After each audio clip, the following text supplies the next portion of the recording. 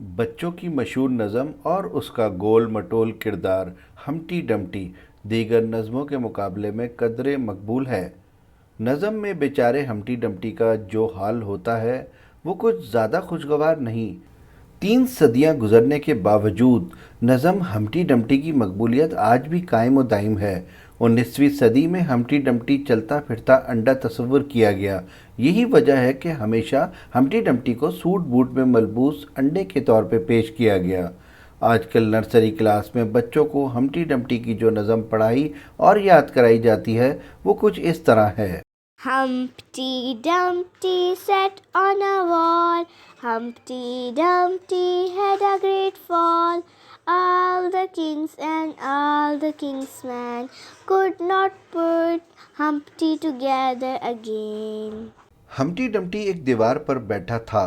ہمٹی ڈمٹی بڑے زور سے زمین پر گرا اور ٹوٹ گیا۔ بادشاہ کے تمام گھوڑے اور بادشاہ کے تمام کارندے مل کر بھی ہمٹی ڈمٹی کو جوڑ کر پہلے جیسا نہیں کر سکے۔ ہمٹی ڈمٹی کی پہلی اشاعت 1797 میں ہوئی جب مشہور امریکی موسیقار سیموئل آرنلڈ نے اسے بچوں کے لیے تفریحی تحریروں کے مجموعے جوونائل امیوزمنٹ میں شامل کیا۔ آکسفورڈ انگلش ڈکشنری کے مطابق لفظ ہمٹی ڈمٹی پہلی بار 17ویں صدی میں استعمال کیا گیا تھا اور اس سے مراد برانڈی کو ابال کر تیار کیا گیا نشہ آور مشروب ہے۔ اس کے ساتھ ہی اسی نشے میں دھت شخص کی عرفیت کے طور پر بھی استعمال کیا جاتا تھا، تاہم یہ اصطلاح کسی پستہ قد اور بدھو شخص کے لیے بھی استعمال کی جاتی تھی۔ یہاں یہ سوال بالکل جائز ہے کہ بچوں کی ایک نظم سے نشہ آور مشروب کا کیا تعلق؟ اور کوئی پستہ قد اور بدھو شخص خواہ کتنی بھی بلندی اور کتنے بھی زور سے زمین پر گرے وہ ہلاک یا زخمی تو ہو سکتا ہے لیکن ٹکڑے ٹکڑے ہو کر نہیں بکھر سکتا۔ یہی حقیقت کھلتی ہے کہ یہ نظم ابتدائی طور پر ایک پہیلی کے طور پر لکھی گئی تھی اور اس پہیلی کا جواب اب تو ظاہر ہو ہی چکا ہے کہ یہاں ایک انڈا بوجھا گیا ہے جو دیوار سے لڑک کر زمین پر گرتا ہے اور اس کے ٹکڑوں کو جوڑ کر دوبارہ انڈے کی شکل دینا کسی کے بس کی بات نہیں ہوتی۔ چنانچہ ہمٹی ڈمٹی کے کردار نے باقاعدہ انڈے کی شکل اختیار کر لی ہے اور اب یہ نظم ایک پہیلی کی بجائے ایک کہانی تصور کی جاتی ہے۔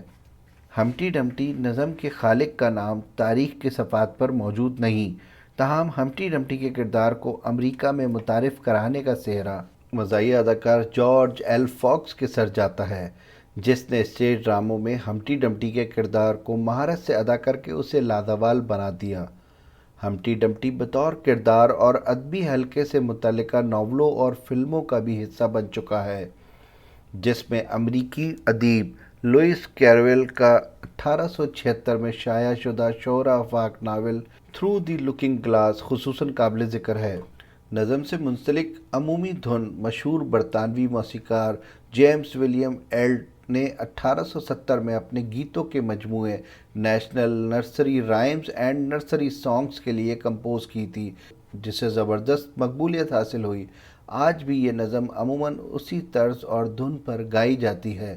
گیتوں کی مشہور فہرست دی راؤنڈ فوک سانگز انڈیکس میں ہمٹی ڈمٹی کی تمام اقسام کو 13026ویں نمبر پر رکھا گیا ہے۔